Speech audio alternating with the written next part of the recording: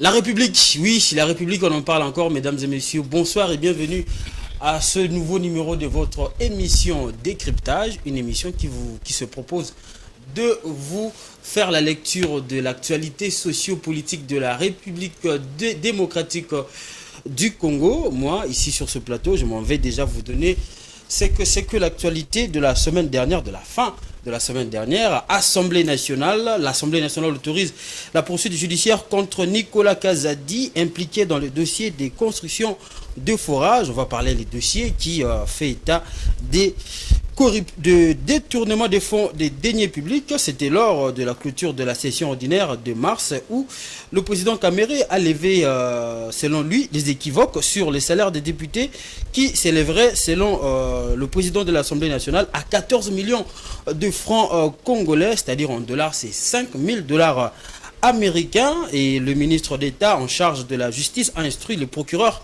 général de la Cour de cassation d'engager des poursuites judiciaires contre les auteurs des pratiques sexuelles en groupe, ce qu'on appelle communément partouze, et ceux qui font l'apologie de l'homosexualité.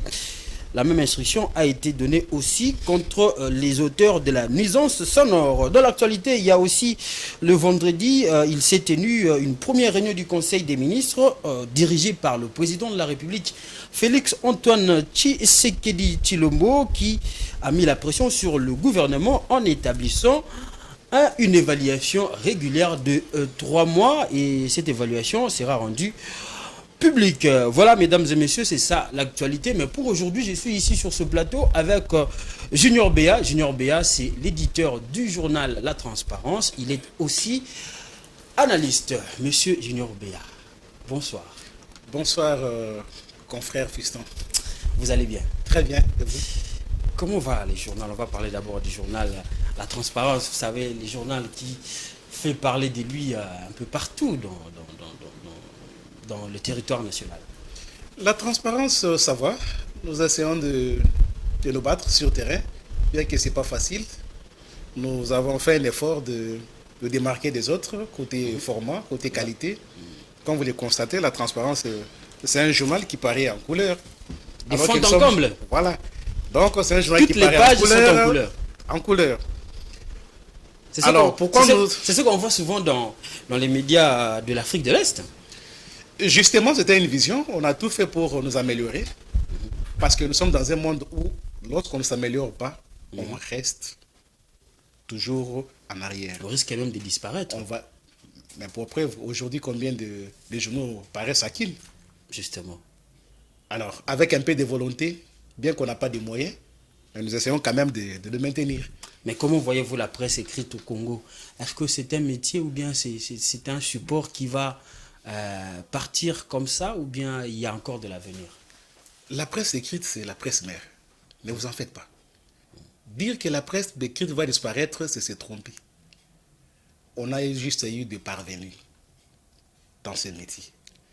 Ce qui fait que lorsqu'on est derrière les lucres, on est derrière un mandataire qui nous donne quelques billets, et d'un coup on se réveille un bon matin, on crée un journal. Et lorsque ce mandataire n'est plus, les leçons aussi vont disparaître. Mais lorsque c'est votre métier, vous avez cette vocation, vous allez mettre toutes les batteries en marche pour arriver au bon résultat. Voilà. Et c'est ce que nous faisons. Voilà, pour arriver au bon résultat. Voilà, sur ce nouveau numéro de votre émission Décryptage, nous allons parler justement du Congo, de la République démocratique du Congo, des Congos d'hier et d'aujourd'hui. Nous allons parler du gouvernement souminois qui vient d'entrer en fonction. C'était le mercredi avec l'ensemble du gouvernement qui a fait approuver son programme, un programme chiffré à 92,9 milliards de dollars américains pour 5 ans et 18 milliards de dollars américains l'an, c'est-à-dire chaque année, le gouvernement souminois va devoir mobiliser 18 milliards de dollars américains. On va aussi parler bien évidemment en liminaire la question de l'Est. 2 ans déjà que la cité transfrontalière de Bunagana, occupée toujours par le M23, qui est soutenu par le Rwanda, le pays qui est dirigé par Paul Kagame. Junior Béa, j'ai voulu vous poser cette question quand j'ai préparé cette émission. Entre le Congo d'hier et le Congo d'aujourd'hui, est-ce que c'est vraiment un pas vers l'avant ou bien c'est deux pas en arrière? Les Congos d'aujourd'hui et les Congos d'hier, notez qu'il y a des avancées. Des avancées. Il y a des avancées. Sur le plan politique, par exemple, Ok. depuis l'accession de la RDC à l'indépendance, il y a eu l'élection du président Kasavubu. Après Kasavubu, il y a eu un coup d'État. Justement. Mobutu fait un coup d'État. Et Mobutu est parti aussi par un coup d'État. Avec Kabila le père. Kabila le père. Joseph Kabila accède au pouvoir après l'assassinat de son papa. On organise des élections. Et aujourd'hui, l'unique moyen avec une nouvelle constitution. Et une nouvelle constitution. On s'est dit, fini les coups d'État, pour accéder au pouvoir, il faudrait passer par les élections. De ce côté-là, je dis, il y a des avancées. Parce que personne ne peut pas encore rêver de se dire, je me réveille un bon matin pour dire faire un coup d'État. Comme ça a été le cas récemment avec Christian Malanga. Vous avez vu comment on les a maîtrisés facilement. Donc, dans l'opinion, ça ne passe pas. Quand on parle d'un coup d'État, les Congolais n'ont plus ça dans leur tête. Ils se disent, non, allons aux élections, que le meilleur gagne. Donc, sur le plan politique, il y a eu des avancées. Sur le plan économique, je dirais... C'est là où il y a des problèmes, d'ailleurs. Il y a des problèmes. Mais on doit circonscrire ces problèmes-là.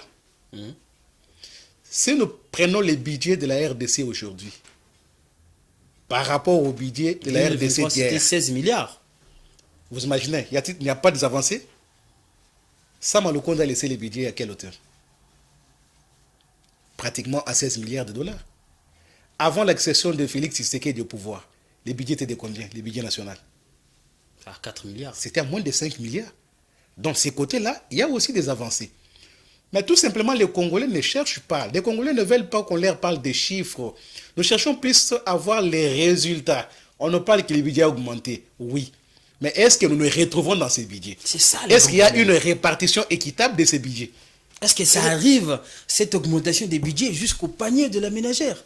Mais pour que ça arrive jusqu'au panier de la ménagère, il faudrait qu'il y ait une très bonne répartition. Justement. C'est comme ça qu'on parle que non, nos institutions sont budgétivores. C'est ceux qui sont les institutions qui se retrouvent. Et les autres sont relégués en arrière-plan, au second plan. Voilà pourquoi, avec le gouvernement actuel de Mme Judith Toulouka, nous espérons qu'il y aura des améliorations de ces côtés-là. On ne doit pas voir seulement les traitements de ministres, les traitements de députés, mais pensons aussi aux fonctionnaires.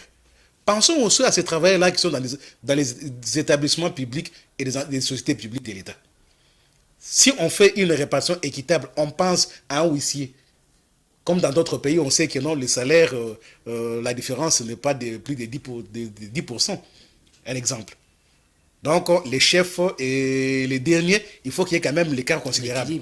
Mais chez nous, on trouve que vous avez un mandataire qui, son salaire pour un mois représente le salaire de toute une carrière d'un huissier. Et c'est là où on se dit, on vit dans quel monde? Ce sont des éléments vraiment à revoir. On doit revoir. On doit revoir. Et d'ailleurs, ça nous a étonné de voir le président de l'Assemblée nationale lors de la clôture de la session d'ouverture. Justement, Vital Kamerhe, selon lui, un député national touche 14 millions de francs congolais, c'est-à-dire 5 000 $. Fiston, c'est bien de dire, à un moment donné, tu sais, il y a un site qui a publié cet article, salaire de député. Kamerhe a tout dit sauf la vérité. C'est pas le président de l'Assemblée nationale qui définit les émoluments des députés. Mais quand même, il en sait quelque chose. Il en sait. Mais lorsque vous prenez la loi des finances 2024, le budget alloué à l'Assemblée nationale est de combien?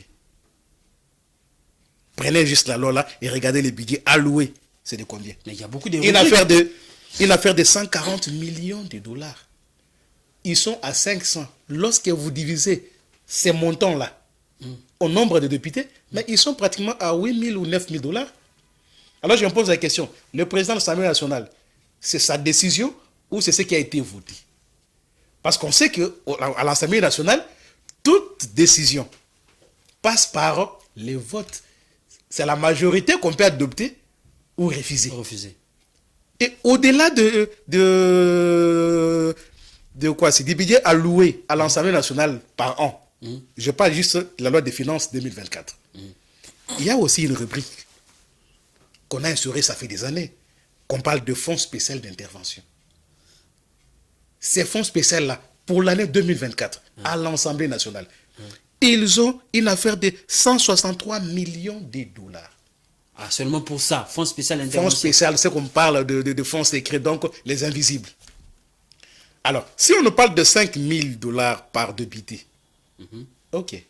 Et les invisibles, ils doivent aussi nous le dire. Il a dit tout avantage confondu. Non, mais c'est là où on attend maintenant la réalité. Parce que jusque-là, on exécute les budgets votés l'année passée. Ce Parlement vient d'être installé. Donc, on parle de la continuité des affaires de l'État. Quand est-ce qu'ils ont révisé la loi de finances 2024 pour nous dire que les députés touchent 5 000 et qu'on peut aller vérifier à la banque? En fait, donc, on fera des commentaires dans le jour à venir. Donc, ce sont des contre-vérités, comme a dit Fayoulou. Pas de contre-vérité. Fayoulou, c'est un opposant. C'est sûr qu'il puisse émettre son point de vue. Ouais. Mais nous restons dans la réalité. Quand on s'est dit, le président de l'Assemblée nationale a parlé, oui, il a parlé. Mais ce n'est pas le président qui décide, c'est la plénière qui décide. S'il nous dit que non, en 2025, le député touchera 5 000 dollars, on va accepter. Parce qu'au mois d'octobre, on va déposer la loi budgétaire pour l'année 2025. 25, ouais. Et c'est dans cela qu'on peut circonscrire les émoluments des députés. Et là, on va accepter. Merci beaucoup. Mais on a parlé ici du Congo. Vous avez parlé de la situation socio-économique, par exemple, des fonctionnaires. Est-ce que, avec les salaires des animateurs d'institutions, réduire les salaires, par exemple, des animateurs d'institutions, suffit pour que les Congolais, quand même, puissent bénéficier des richesses que Dieu a mis sous son sol? Est-ce qu'il n'y a que ça? Il y a une vérité que beaucoup n'aiment pas parler. Ok. Dans la création d'emplois, l'État, en réalité, l'État ne crée pas beaucoup d'emplois. Ça, on va en parler. Voilà. L'État favorise les cadres pour permettre aux investisseurs de venir investir. C'est comme ça qu'en économie, on parle de la sécurité juridique et judiciaire. Vous allez me dire, lorsque vous allez dans un pays comme les États-Unis s'est développé avec l'argent de l'État. C'est le privé. Ce sont les privés. Ce sont les privés. Mais on les appelle pays développés. Là, c'est la question du climat des affaires qui intervient. Climat des affaires qui intervient. Lorsque vous allez aujourd'hui en Chine, vous allez me parler que c'est l'État? Non. Lorsque vous allez en Russie, vous allez me parler que c'est l'État? Mais c'est ça les grands pays que nous connaissons, qui ont de très bonnes économies. Et chez nous, on pense que l'État doit tout faire. Non. Que l'État favorise les cadres, qu'il puisse attirer les investisseurs. Mais c'est les discours que les politiques ont pendant les campagnes électorales. Je vais vous faire ceci, je vais vous faire cela. Alors qu'en réalité, vous n'êtes pas Dieu. Fiston, je prends un exemple. Prenons les entreprises publiques de l'État. L'entreprise comme la SNCS, un établissement public. La SNCS, par rapport aux besoins actuels, je ne donne pas les chiffres exacts, je me dis la SNCS a besoin peut-être de 5 000 agents. Ouais. Les 5 000 agents qu'on engage là, ils font leur carrière. Ce ne sont pas des mandataires.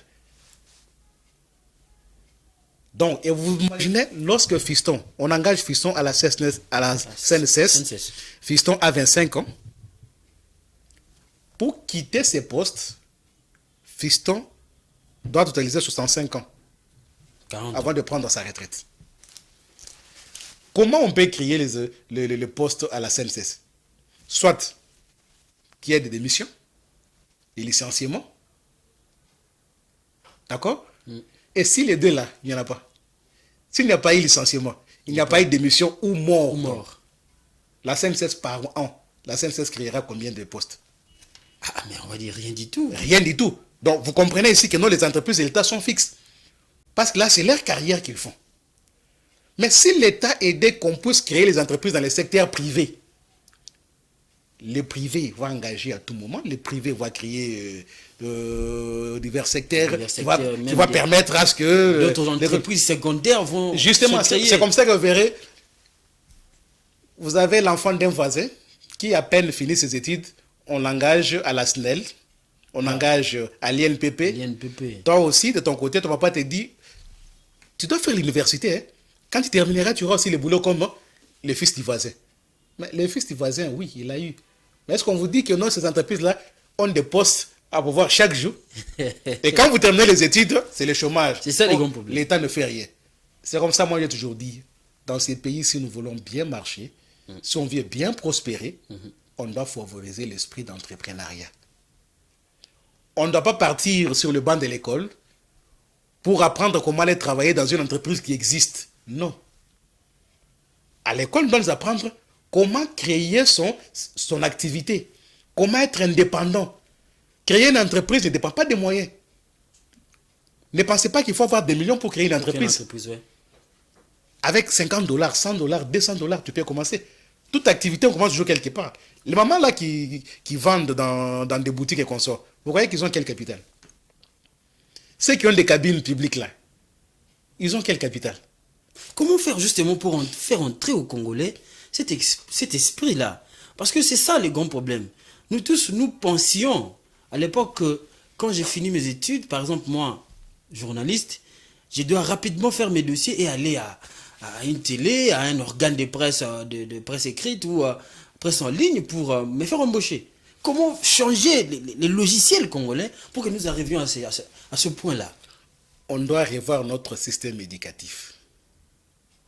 Nous avons trop de cours qui ne servent à rien à l'université. Vous n'allez jamais pratiquer dans la vie professionnelle. Donc, entre la théorie apprise sur le banc de l'école et la réalité dans la vie courante, c'est un décalage. Moi, je me dis, réformons notre système éducatif.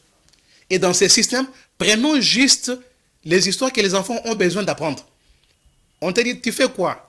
Oh, je vais faire la médecine. D'accord. La médecine, c'est l'université. Mais aux humanités, oh, je vais faire, je ne sais quoi, la biologie et consorts. On vous concède. Mais vous trouvez un enfant qui vous dit, je fais la mécanique. Diplômé en mécanique, mais qui ne sait pas tenir la clé des roues. Qui ne connaît pas ce qu'on appelle tournevis. Qui ne connaît pas ce qu'on appelle démarreur dans un véhicule. Il n'a jamais vu. Il n'a jamais vu. Et puis vous dites, non, non, j'irai à l'ISTA. À l'ISTA, c'est bien bon. Mais cet enfant-là continuera de jouer avec des théories. Et à la fin, c'est à la maison. Qu'on puisse prendre les cours qui permettent aux enfants d'être aptes sur le plan professionnel. C'est comme ça qu'on doit mettre à profit la formation de l'INPP. On a d'ailleurs un ministère de la formation professionnelle. Justement, moi je me demande, mais qu'est-ce qu'il fait ce ministère? Mais c'est un grand ministère. Si on met les moyens, on donne les moyens qu'il faut à ce ministère, je crois qu'en RDC, on ne manquera pas la main-d'œuvre. Et regardez, aujourd'hui, nous avons plusieurs entreprises étrangères qui viennent chez nous, qui gagnent des marchés. Je ne veux pas citer. Regardez dans la construction. Beaucoup de marchés. Beaucoup de marchés. Ils travaux publics, fourniture des ces gens-là amènent la main-d'œuvre, leur main-d'œuvre, oui, les étrangers. Alors qu'au Congo, les Chinois ici. Alors qu'au Congo, on a beaucoup de chômeurs. Et lorsqu'on veut prendre des Congolais pour travailler dans ces entreprises-là, ce sont les aides maçons. Les miettes d'ailleurs qu'ils leur Et les miettes parce qu'ils ne sont pas qualifiés. Ok. Hein? On n'a pas une main-d'œuvre qualifiée. Une main-d'œuvre non qualifiée. Quelle université on forme les plombiers en RDC? Il n'y en a pas. Quelle université on forme les maçons en RDC? INPP peut-être. Non, l'INPP c'est la formation professionnelle. Professionnelle, oui, juste. Vous imaginez? Ouais. On devait orienter les enfants vers la formation professionnelle. Là, on aura des entrepreneurs à tout moment. Nous tous, après notre diplôme, on pense directement à l'université. Tu termines tes études à l'IFASIC, en journalisme. Et la première des choses, on va fiston dans une bureautique. Oh, je vais aller apprendre l'informatique. Comment saisir les tests et consorts. Mais tout le temps qui était passé là, tu n'avais pas eu le cours d'informatique? À quoi ça servit ce cours? Fiston termine ses études, on le voit dans un centre d'anglais. Oh non, non, j'aimerais apprendre l'anglais. Mais et celui qui t'apprend cet anglais-là, c'est un enfant qui n'a pas encore eu son diplôme d'État. Et pourtant, parmi les cours d'honneur à l'université, vous avez le cours d'anglais. Donc, c'est le système éducatif. C'est le système qu'on doit revoir. Adaptons-nous aux réalités de notre pays. Évitons de faire du copier-coller. Quand on parle aujourd'hui de développement dans le monde, il n'y a pas un modèle qu'on peut suivre pour se développer. Comment les États-Unis s'est développé? Comment la Chine s'est développée? Est-ce qu'ils ont utilisé le même système? Pas du tout. Mais chez nous, on peut vous dire que non, le développement de la RDC passe par les élections. Foutez-moi un pays qui s'est déjà développé après les élections. Il n'y en a pas. Il n'y en a pas. Quand vous allez en Chine, c'est les élections. Quand vous allez en Russie, c'est les élections. C'est le travail. C'est le travail. D'abord le travail. Poussons les gens à travailler. Justement. Évitons de répandre Non, en fait, évitons de croire que pour devenir riche dans ces pays, on doit faire de la politique. Sans politique, on a l'argent facile. Tous les jeunes aujourd'hui accourent vers la politique. Mais imaginez, on a eu combien de candidats députés? 19 000. Hein. 19 000 pour 500 sièges.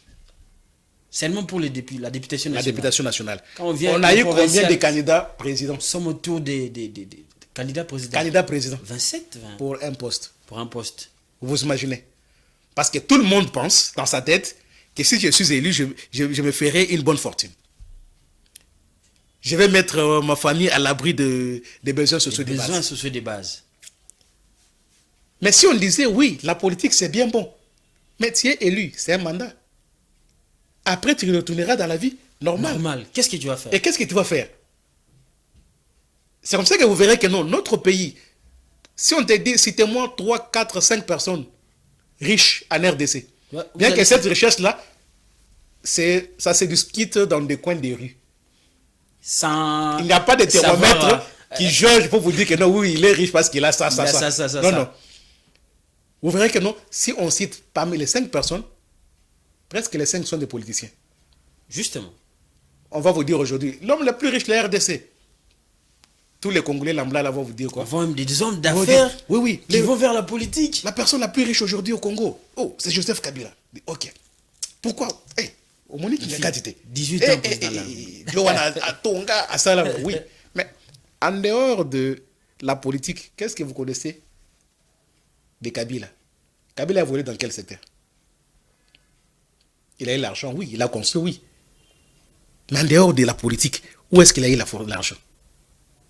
La question à se poser. C'est la question qu'il faut se poser. Vous me prendrez encore quelqu'un d'autre, on vous dit, mais celui-là, là, depuis que je le connais, lui est toujours politicien. Même pas travailler dans une entreprise. Il y en a beaucoup. Donc, il rêve, chaque jour, lui ne rêve que comment avoir un poste en politique. Quand il n'en a pas, Quand il n'en a pas, il maigrit. Il maigrit. Donc, je me dis, mais on est dans quel système? Et tout ça sont des choses qu'on doit revoir. Justement. On doit revoir.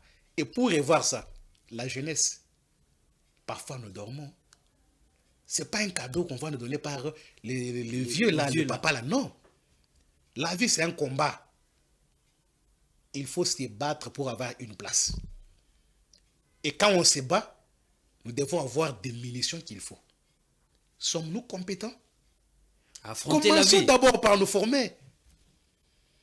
On ne mettra pas fiston ministre de médias ou de communication. Les médias n'existent plus. Ministre de communication parce qu'il est jeune. Non. Patrick Mouyaya n'est pas de ministre parce qu'il est jeune. Non. C'est parce qu'il Patrick Mouyaya a été récupéré parce qu'il est compétent. Il est reconduit. Il est reconduit. Et en dehors de Patrick Mouyaya, connaissez-vous combien de jeunes on avait dans le gouvernement passé qui sont reconduits? C'est la question qu'on doit se poser. Donc les jeunes, battons-nous. Nous sommes dans un combat. Et dans un combat, il n'y a pas de cadeaux. Voilà, dans un combat, il n'y a pas de cadeaux. Ça, c'est vraiment le coup de gueule de Junior Béa. Je l'ai dit ici et je vous rappelle, il est l'éditeur du journal, on va dire du beau journal La Transparence. D'ailleurs, on va parler du gouvernement souminois. Dans votre numéro de ce lundi, vous avez titré « Clap de départ du nouveau gouvernement, Judith Souminois prévoit une évaluation des ministres tous les 3 mois. » C'est d'ailleurs une instruction du président de la République lors de la dernière réunion du Conseil des ministres, c'est-à-dire le premier de son deuxième quinquennat. Bon, on va revenir un peu sur ce gouvernement. On l'a vu être nommé, c'était le 29 mai. Quand on voit déjà la composition, qu'est-ce que ça vous inspire? Quand je regarde le gouvernement de maman Judith, je me dis, oui, pour la première fois quand même, la RDC a une chance. Comment ça, une chance? la plupart ne sont pas politiques dans ces gouvernements. Pas plus tard qu'aujourd'hui matin, j'étais en train de converser avec une ancienne députée. Je pose la question, mais le gouvernement, il y a trop de femmes. Je crois que c'est bien quand même pour vous, les dames et consorts. Il me dit, on va les juger à l'œuvre. Je dis, pourquoi? Il dit, ouais, parce que la majorité ne sont pas dans la politique. Je lui pose la question, oh, pour être un bon ministre, il faut être dans la politique. Il dit, oui, la politique, parce qu'on a quand même l'idée de ce qui se passe dans le pays. Imagine, c'est une ancienne honorable qui me dit pour elle, il fallait que les chefs d'État nomment des politiques essentiellement. Mais or, lorsque vous regardez dans le gouvernement souminois, vous allez vous rendre compte qu'il y a des nouvelles têtes. Des gens qu'on ne connaît même pas. Parfois qui n'ont pas aussi de cursus en politique. Ça c'est vrai. J'ai vu beaucoup de profils, c'était voilà. Technocrates. Alors, la première des choses, je me suis dit, si le gouvernement Sama Lukonde était des warriors, des guerriers, oui, on est guerrier que sur le plan politique. Donc, il devait être au front. Madame Soumino dit, parmi les critères pour la formation de son gouvernement, c'est la compétence. Pour être compétent, on ne doit pas être dans un parti politique. Le Congo, la RDC regorge beaucoup de têtes pensantes. C'est ce qui est vrai. Voilà. Et la composition de ce gouvernement me donne quand même, je dirais, me donne l'espoir. Mais ça, c'est juste la composition. Nous allons les juger aussi à l'œuvre. Comme la Première ministre a dit, après chaque 3 mois, il y aura l'évaluation. Ça sera une très bonne chose. Même nous, quand nous fûmes sur le banc de l'école, il y avait toujours l'évaluation à chaque trimestre. Oui. Chaque période. Oui, chaque période d'ailleurs. Voilà. Et pourquoi le gouvernement ne le fait pas? Parce qu'il y a des assignations. Faut quand même on vous assigne, on vous dit, vous devez réaliser ça à court, à moyen, à long terme. Et pour y arriver, donne-nous ton plan d'action. Dans 3 mois, moi, je ferai ceci, cela. OK. Et après 3 mois, on doit savoir où en sommes-nous avec ce que tu nous avais promis. C'est ça d'ailleurs la redevabilité. La redevabilité. Et la redevabilité n'est pas seulement pour les ministres, hein. Même la première ministre aussi. Oui, justement. Voilà, elle est inclue dans ça. Justement. Bien que c'est elle qui a parlé de l'évaluation. Mais on doit l'évaluer aussi. Ce qui fait que lorsqu'on a en tête qu'après 3 mois, on viendra faire l'évaluation dans mon secteur, je crois que une personne intelligente, sérieuse, va se dire, quand même le sens du devoir. Je suis là pour les résultats et non pour des discours. Parce qu'on a vu des ministres qui, à la fin de leur mandat, on pose la question, mais qu'as-tu fait dans ton secteur? Tu t'imagines, vous êtes dans le sport, mais vous parlez de concerts de musiciens. Un exemple. C'est grave. C'est grave. On pose la question, mais dans ton secteur, là, qu'est-ce qui a avancé? Il dit, oui, j'ai fait beaucoup de choses. Citez-nous 2, 3. Il balbutie. J'ai fait chanter les joueurs au stade des Martyrs. Justement. Donc, ce gouvernement vient de commencer aujourd'hui. Ouais. Dans 3 mois. C'est pas loin. On aura les premiers 100 jours. On aura le premier 100 jours. Et on va l'évaluer. Et je vous assure, de ce côté-là, la transparence ne va pas les faire cadeau. Nous allons partir dans chaque ministère pour connaître ce qu'ils vont faire dans les 100 premiers jours. Et on va les juger pas à pas par rapport à tout ce qu'ils font comme réalisation, comme travail. Parce qu'un journaliste n'est pas là seulement pour critiquer. D'ailleurs, la critique constructive existe. Justement. Quand les gens parlent de la critique, on y voit toujours la critique négative. Non. Nous sommes là pour les encourager à mieux travailler, à mieux faire. Parce qu'au-delà de tout, on ne doit pas les flatter, on ne doit pas les flatter. Qui prime. Parce qu'après tout, c'est la vie de 5 millions de Congolais qui est entre leurs mains. Quand même. Imaginez. Le ministre de la Santé, dans ton secteur là, oui, on a suivi les week-ends passés qu'il a réceptionné le lot de quoi ici? Des vaccins, contre le paludisme. Mais je me pose la question, ça a été évalué où?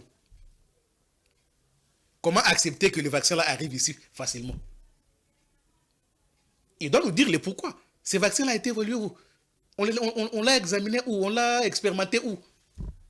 Ce sont des questions qu'il doit nous répondre. On ne doit pas gober tout. Le ministre des Sports, ok. Aujourd'hui, les championnats n'existent presque plus. On n'a même plus un joueur dans sur le plan local, on n'a plus de joueurs. Qu'est-ce qui fait qu'il y a toujours ces conflits-là entre les fédérations et le ministère? Et comment mettre fin à cela? Le ministre des Sports doit nous répondre. Le ministre de l'économie, ton travail, ce n'est pas de rester au bureau. Excellence, Madame Agassia. Sur terrain, là, quand il y a augmentation des prix. Ah, ça, c'est professeur Mukoko Samba. Ah oui, d'accord. Désolé. Madame Agassia était dans l'ancien gouvernement Sama 1. Voilà. Le vice-premier ministre Mukoko Samba. C'est lui qui doit définir tout ça. Aujourd'hui, vous avez des compagnies aériennes qui fixent les prix. Voilà, il est là. Des compagnies aériennes qui fixent les prix des billets sans tenir compte que l'État existe. On est où là?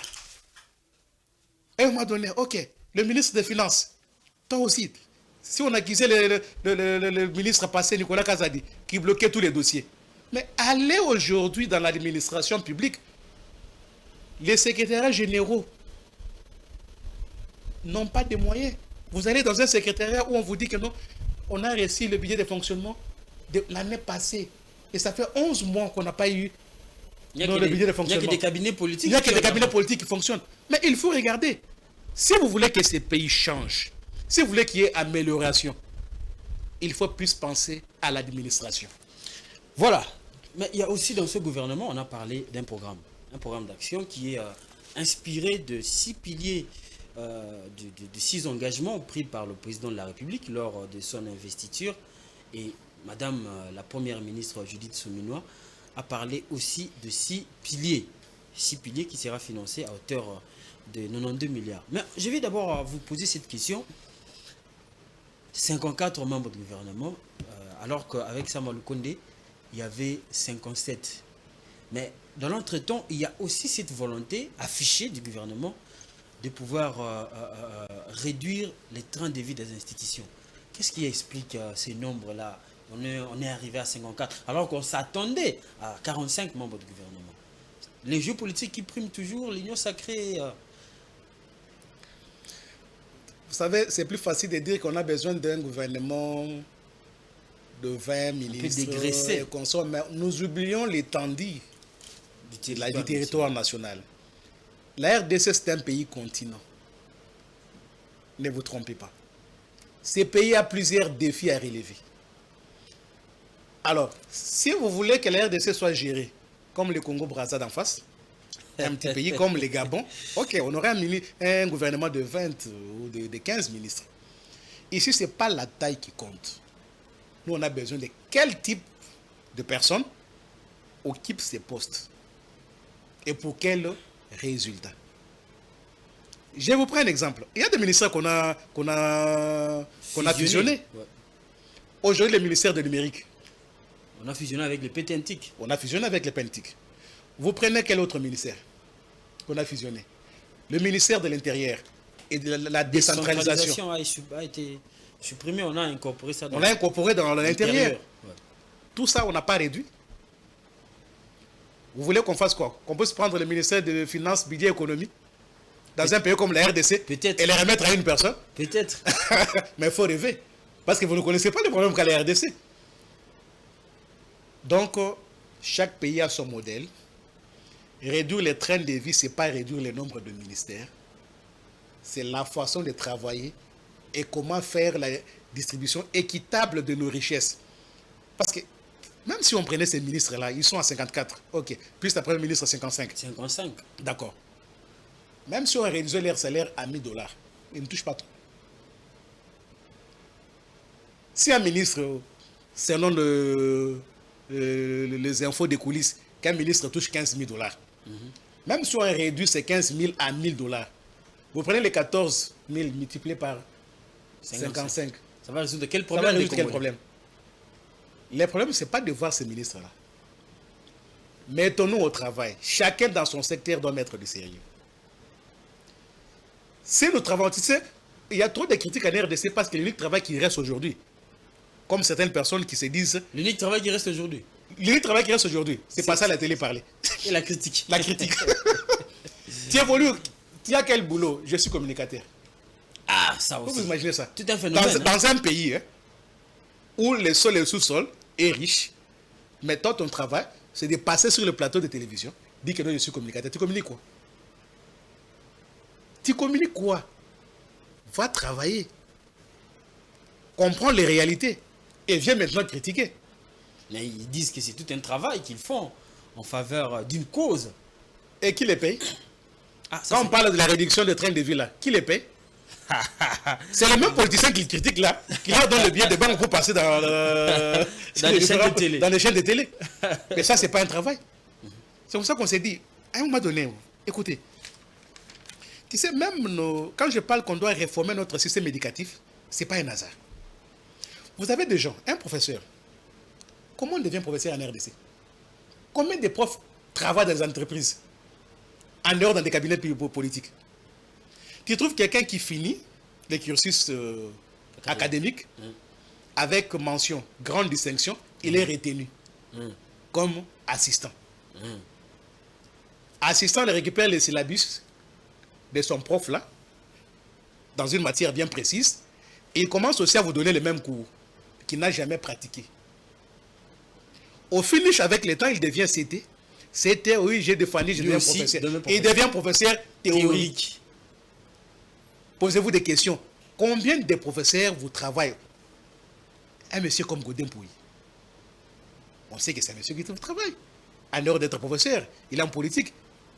C'est un expert, il est à la DGDA. Voilà. Vous prenez un monsieur, citez-moi quoi notre professeur que vous connaissez? Jacques Joly. Jacques Joly. Il a quoi comme activité? Je crois qu'il est professeur. Il est professeur. En dehors d'être professeur. Politique. Il est politique. Citez-moi encore quelqu'un d'autre. Évariste Bouchab. Ou en dehors d'être professeur. Il a travaillé dans quelle entreprise? Là, il faut chercher. Il faut chercher. Lambert Mendy. En dehors d'être politique. Il a travaillé dans quelle entreprise? Il était dans RCD. Oui, c'est toujours politique. Citez-moi dans quelle entreprise il a évolué? Dans quel secteur il a évolué? Maintenant, il est à LMC. C'est toujours des postes politiques. Voilà. Junior Béa, nous allons poursuivre avec cette émission, bien que les temps nous pressent un tout petit peu. Mais on va parler aussi de ce programme validé ou approuvé par l'Assemblée nationale, qui l'a voté à 397 voix sur 405 votants. Un programme, comme je l'ai dit ici, structuré à 6 piliers. 52 axes majeurs et 326 actions, réformes et projets. D'abord, on parle de 92 milliards de dollars américains. Est-ce que c'est faisable? C'est faisable. Comment ça? Et ils peuvent même aller au-delà de ça. Nous sommes dans un pays où nous sommes habitués où, par exemple, l'année 2023, on a mis des prévisions, on a estimé que nous allons atteindre 16 milliards. Mais vous êtes d'accord avec moi que ce n'était pas le cas? Oui, justement. Le budget, c'est une prévision. Wow. Alors, dans la prévision, on ne peut pas s'empêcher de voir grand. Si ils ont projeté 18 milliards par an. Donc on peut quand même se permettre de vendre du vent. On ne peut pas vendre du vent parce que dans ces pays, l'unique chose qui reste, c'est la mobilisation des recettes. Avec la patrouille financière que l'IGF est en train de faire. Vous avez vu comment les mandataires des entreprises souffrent aujourd'hui. Mais on a dit que l'IGF aussi, personne ne va en prison avec les enquêtes de l'IGF. Pas de problème. Mais au moins, on se rend compte aujourd'hui que non, avec la patrouille financière, les mandataires se posent 1001 questions avant de faire une dépense. Nous sommes dans la presse. On sait comment on vivait dans ces pays. Lorsque vous écrivez un article sur X, Y mandataire, comment ils nous payaient? Quand un mandataire vous reçoit dans son bureau, vous savez combien vous allez sortir avec comme transport? Ah, ce qui n'était pas d'ailleurs conseillé. Ce qui n'était pas conseillé. On s'est posé des questions, mais où est-ce qu'il trouve cet argent-là? Un mandataire qui te reçoit dans son bureau, et à la fin, il te donne 500 $ de transport. Tu n'es pas la seule personne qui le reçoit par jour. Et cet argent-là provient de quelle rubrique? Donc tout ça a changé, vous dites? C'est la question, oui. Mais aujourd'hui, moi, je te dis que je rencontre un mandataire, je sors sans même $1. Il me dit, petit Nanga, donc, tu as bloqué. IGF, donc, bloque Adena. Maintenant, vous imaginez, là, vous sortez avec 500 $ aujourd'hui. Si tu as un 50 $, c'est que c'est une grâce. Au moins ça, on comprend que non, les entreprises aujourd'hui commencent à fonctionner correctement. Parce que les mandataires confondaient leurs poches à la caisse de l'entreprise. De l'entreprise. Et ce qui fait que non, il y avait cette dilapidation de les fonds de l'État. Les 92 milliards dont Madame Judith Soumino a dit, j'ai dit, elle peut faire plus que ça. Tu sais pourquoi? Pourquoi plus que ça? Notre économie, en fait, repose sur quel secteur? C'est le secteur minier. Oui. Or, le secteur minier dépend du marché mondial. Quand il y a augmentation des prix sur le marché mondial, nous aussi, les recettes mais regarde, ils cherchent maintenant à diversifier. Mais c'est un discours qu'on a eu depuis longtemps. C'est un discours, oui. Mais les bâtisseurs que le service national est en train de former, tu sais, ces gens-là font quoi aujourd'hui? Des bancs, je vois des bancs. Ils font des bancs, ils sont dans l'agriculture. Et vous pensez, lorsqu'on est dans l'agriculture, on cherche à faire quoi? L'autosuffisance alimentaire. Il y a des choses qu'on importait, qu'on ne peut plus encore le faire, qu'on ne peut plus faire dans les jours à venir. On ne dit pas qu'on va arrêter l'importation. Mais si on cherche aujourd'hui à diversifier les secteurs de croissance, je me dis l'agriculture, c'est le meilleur moyen aujourd'hui de lutter contre le chômage. Vous savez, la fois passée, dans la dernière émission de cette dernier numéro de cette émission, j'ai reçu des analystes politiques ici et j'ai reçu beaucoup d'appels, surtout sur l'agriculture. On dit, les Congolais disent que la politique de Judith Souminois n'est pas claire, surtout en termes d'agriculture. D'ailleurs, je vais vous dire que j'ai eu le député national, l'ex-député national Daniel Safou au téléphone, qui m'a dit qu'il n'y a aucune mention qui peut faire en sorte que les secteurs de l'agriculture bougent pour que nous voyons cette diversification de l'économie nationale. Parce qu'on ne peut pas développer un pays sans l'agriculture. Mais quand on voit les programmes ici, peut-être, on dit qu'on est mal barré, on est mal parti. Dans ces pays, on est habitué à des bons discours et des beaux discours. Ce n'est pas les discours qui développent le pays. À un moment donné, on doit arrêter d'écrire trop, de parler trop. Jugeons les personnes par leurs actes.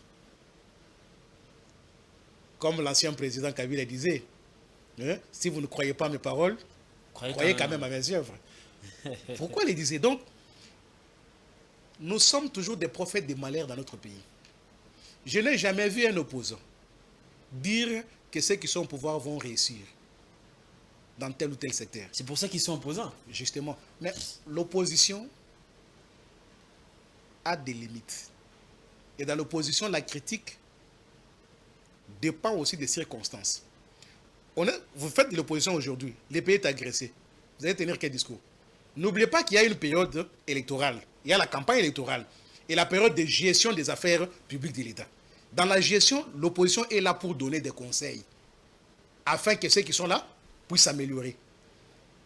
S'ils ne le font pas pendant la campagne électorale, ils vont soulever ça. Pour dire, nous, on n'était pas là seulement comme de simples spectateurs. Nous avons prodigué des conseils qu'ils n'ont pas suivis. Voilà. Et nous aimerions changer la donne. Si vous nous donnez vos voix, nous allons changer la donne. Mais ici, c'est le contraire. Aussitôt élu, on te dit, les 5 ans là, tu vas échouer. Je me pose la question, qui échoue? As-tu déjà vu une autorité en RDC échouer? Fiston, réponds-moi. As-tu déjà vu une autorité échouer? Échouer comment? Dans son travail, oui, ils échouent.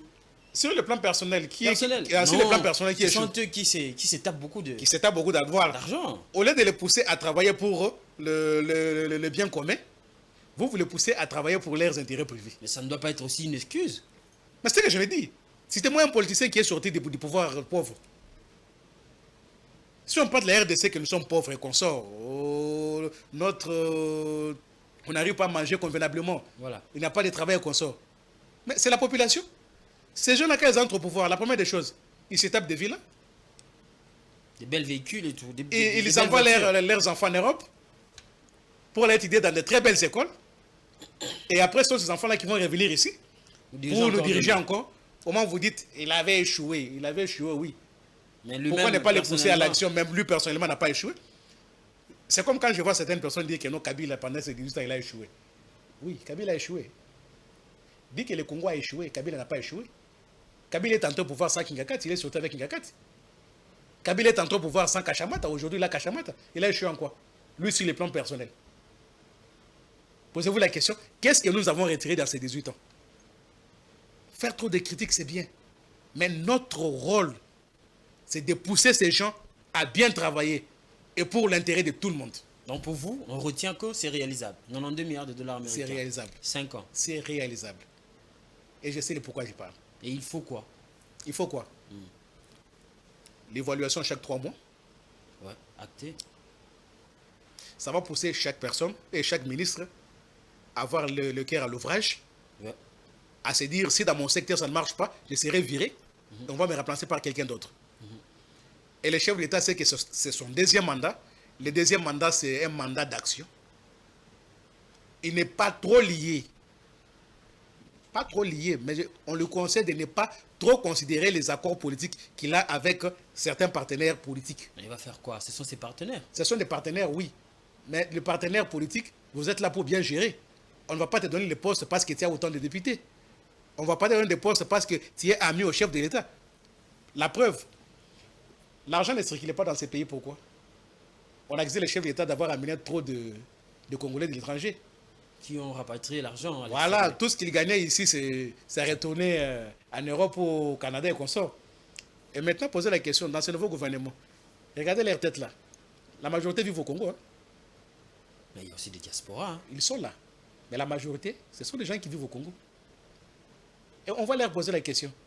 En commençant par la formation de leur cabinet politique.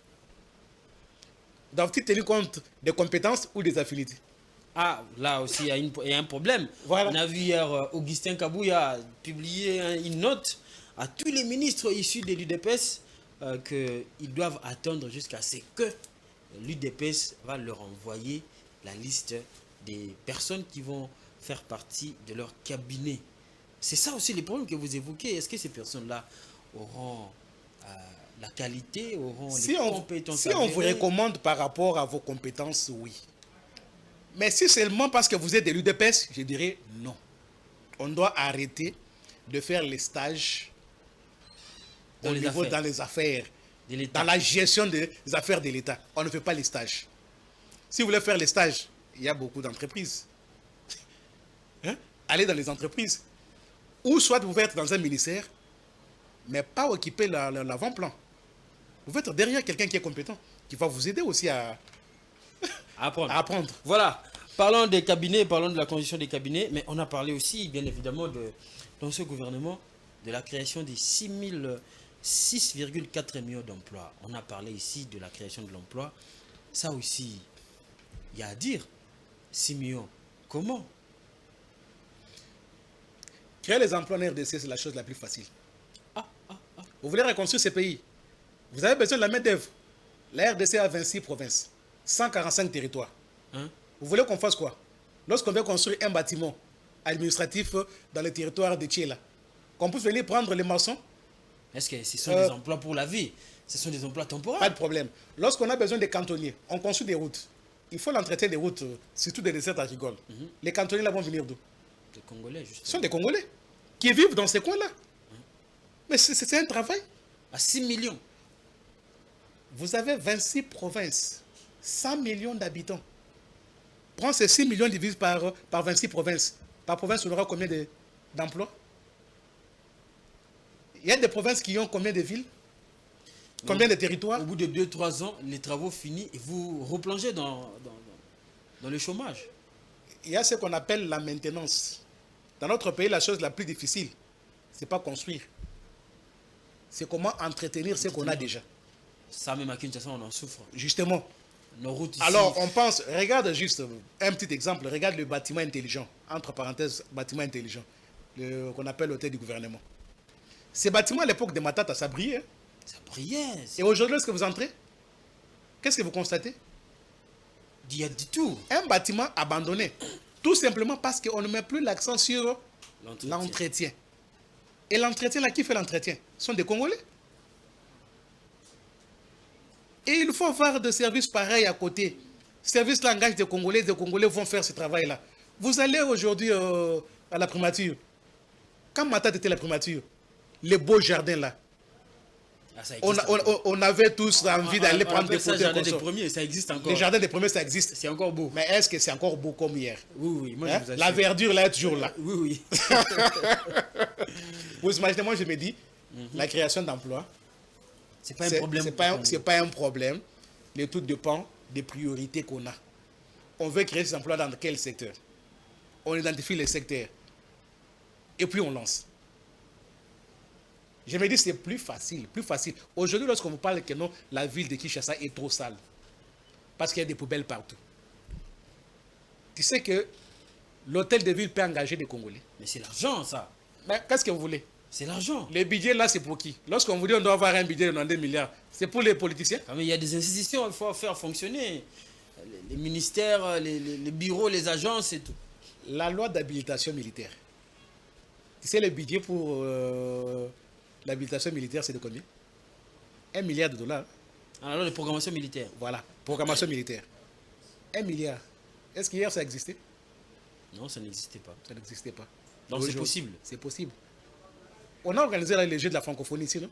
Oui. Ok. Vous avez vu les infrastructures qu'on a construites? Beaucoup d'argent, beaucoup d'argent. On a dépensé beaucoup d'argent. Justement. On a construit. Et aller aujourd'hui visiter toutes ces infrastructures-là, voir leur état. Est-ce que la maintenance suit? Est-ce qu'on les utilise? Ce sont les emplois qu'on doit créer. Vous voulez quoi? Ça fait partie du patrimoine, des infrastructures que la République a comme héritage. Et on doit continuer à maintenir ça, à les entretenir à tout moment. On doit prendre des expatriés pour venir faire l'entretien? Pas du tout. Quand on parle de la création d'emplois, ne voyez pas seulement les emplois où des gens sont dans leur bureau devant un ordinateur. Non. La main-d'œuvre qualifiée. On a besoin de ces gens-là. Regarde aujourd'hui comment les services nationaux, on récupère les Koulouna. Les vents le pied, les gens abandonnés. Moi, je pense que ce service, il faut quand même l'étendre, il faut quand même les voilà pourquoi on s'est dit, au lieu de prendre cette catégorie de personnes, allons récupérer nos enfants qui terminent les études. Qu'ils entrent dans ce service-là. Là où il y a des Koulouna, ils vont accepter. Non, c'est l'image qu'on donne. C'est ça l'image. Voilà, on dit aujourd'hui que non, les bâtisseurs qu'on forme, ce sont des Koulouna. Des brigands et tout. Or, c'est un service qui forme la main d'œuvre.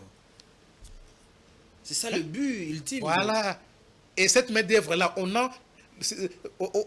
est en manque de cette main d'œuvre-là dans plusieurs entreprises, dans plusieurs provinces. On doit passer par là. Voilà, on doit passer par là, Junior Béa. Nous tendons vers la fin de cette émission, bien évidemment. Et on va parler justement d'un dernier sujet.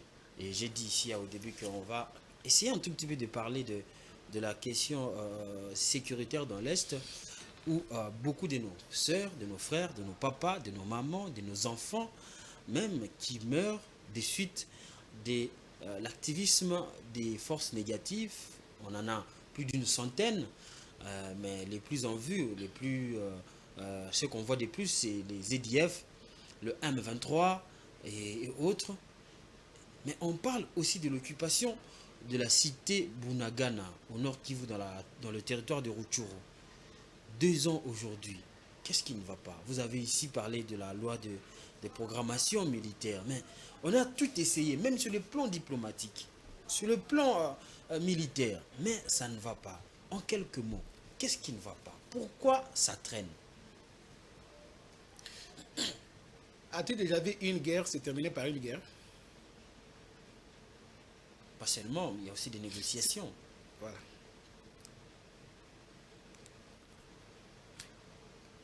Qui tue par l'épée, périra par l'épée. C'est un principe qui est connu. Quand vous êtes en guerre, vous utilisez quoi? Des armes. Votre adversaire utilise quoi? Les armes. Les armes. Si vous arrivez à vaincre l'adversaire aujourd'hui, il va se replier et chercher encore une autre stratégie pour venir vous attaquer.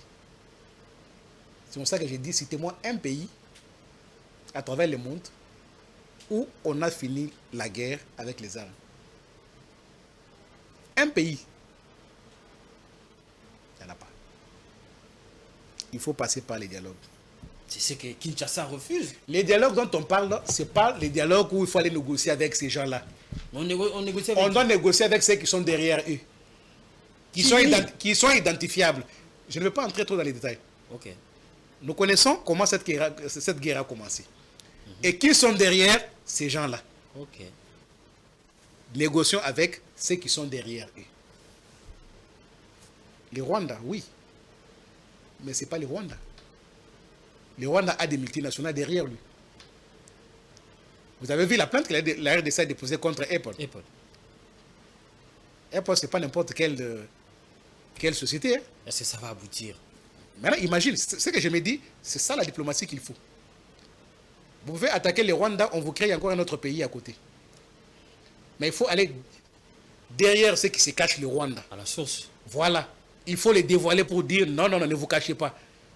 On doit maintenant vous exposer.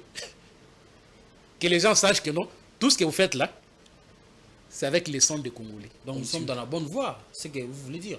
On est dans une très bonne voie. C'est la diplomatie qu'on avait avec le Tondo là. C'était quel genre de diplomatie?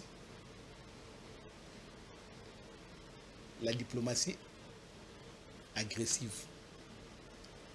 Mais maintenant là, avec la nouvelle ministre des Affaires étrangères, Wagner. Voilà, c'est ça les noms qui ça suffit. On est maintenant dans une diplomatie séduisante. Séduisante, vous dites? Justement. Comment ça s'explique comment la diplomatie séduisante? Mais dans la diplomatie, il faut savoir négocier. On a trop attaqué nos adversaires, nos ennemis et consorts. Maintenant, il faut séduire ceux qui sont derrière eux à les lâcher. Lorsque vous dénoncez, après la dénonciation, il faut quoi? Il faut les actes pour qu'ils arrêtent. Voilà, la diplomatie séduisante. Et cela, maintenant, on a une dame à la tête de ce ministère. Et regardez partout à travers le monde. Qui occupe les postes de ministre des Affaires étrangères? La majorité. Ah, mais il y a aussi des hommes. Hein. Il y a des hommes, mais maintenant, ce sont des dames. Ce sont des dames. Il y a les endroits où les dames entrent, où les hommes, les portes sont fermées. Mais... Voilà. Merci beaucoup déjà d'être passé. Nous sommes arrivés à la fin de cette émission. Est-ce que ça sera la dernière fois que vous soyez sur notre plateau? Pas la dernière fois, mais prochainement on parlera plus des faits des sociétés. On parlera plus d'économie et politique. Vous savez que l'actualité aussi compte, surtout dans cette émission qui analyse les faits sociopolitiques, comme je l'ai dit au début. Justement, on a passé des bons moments. On a parlé de tout et de rien. J'espère que cette émission de l'avenir. Merci beaucoup, Junior Béa. Ça, c'est les mots d'un journaliste, pas n'importe lequel. C'est un éditeur du journal La Transparence, qui est très présent d'ailleurs dans les institutions, dans les kiosques, mais aussi dans les réseaux sociaux. Surtout là, le journal est très, très, très présent. Pendant qu'on parlait des morts à l'est du pays, mais on va dire aussi qu'on ne va quand même pas s'en passer. Le pays passe à un moment aussi très compliqué. Nous sommes un pays laïque. Nous venons de perdre d'abord le pasteur Barouti. Et nous venons aussi de perdre la femme d'un grand homme dédié. Vous savez, dans la vie d'un homme, surtout les hommes qui sont élevés, on va dire en grandeur, et leurs femmes sont quand même des piliers. Pasteur Barouti, la femme du pasteur Marcelo Tounassi, c'est quand même un moment fort pour l'église congolaise. La mort fait partie de la vie. Quand tu acceptes de naître, il faut accepter aussi de mourir. Comme un philosophe qui disait qu'on ne vit que pour mourir. Justement. Les deux que tu viens de citer, ils ont la chance parce qu'ils sont des personnes connues. Mais chaque jour, dans les morts, au moment où je parle avec toi, il y a des Congolais qui meurent. Voilà, c'était sa manière de dire ses condoléances aux familles éplorées. On parle de familles biologiques, mais aussi des familles religieuses. Mesdames et messieurs, nous sommes arrivés à la fin de cette édition de votre émission Décryptage.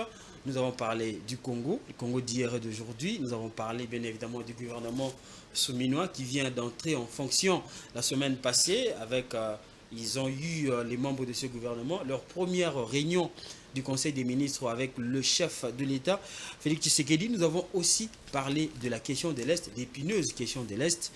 2 ans depuis que la cité de Bunagana est occupée, 3 ans depuis que la province du Nord Kivu et la province de l'Ituri sont sous état de siège. Apparemment, rien n'échange sur le terrain. Mais ici, sur ce plateau, notre invité nous a dit qu'au niveau de la diplomatie, ça avance. C'est ainsi que prend fin ces numéros de votre émission décryptage. Moi, je vous retrouve très prochainement. Ça sera pas long, c'est pour ce mercredi, pour un nouveau numéro avec le même plaisir et à la même chaîne Géopolis Télévision, votre chaîne. Au revoir.